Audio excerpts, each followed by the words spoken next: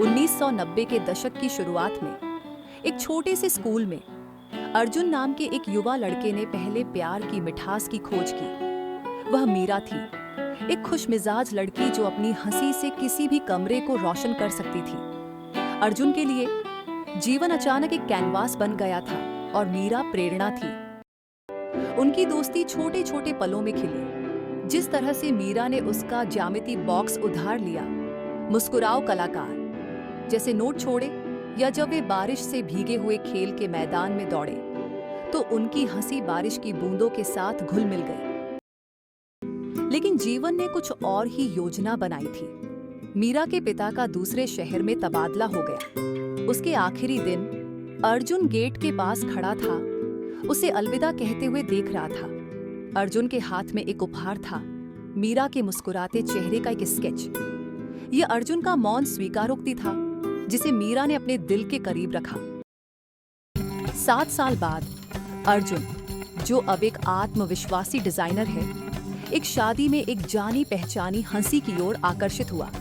यह थी मीरा, हरे रंग की साड़ी में चमकती हुई। उसकी हंसी भी उतनी ही संक्रामक थी। समय मानो थम सा गया था जब वे एक दूसरे को देखकर मुस्कुरा रहे थे। अगले कुछ दिनों में अर्जुन और मीरा ने एक दूसरे की संगति की खुशी को फिर से महसूस किया। वे मिठाइयों पर हंसे, भीड़ भरे बाजारों में घूमे और अपनी स्कूल की यादों को फिर से ताजा किया।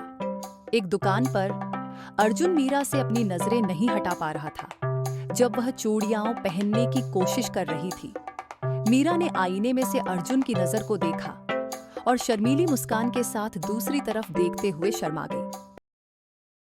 लेकिन सभी क्षणभंगुर क्षणों की तरह यह भी खत्म होना था। रेलवे स्टेशन पर मीरा ने अर्जुन को एक कागज पर लिखा अपना घर का फोन नंबर दिया। मुझे फोन करो, उसने धीरे से कहा।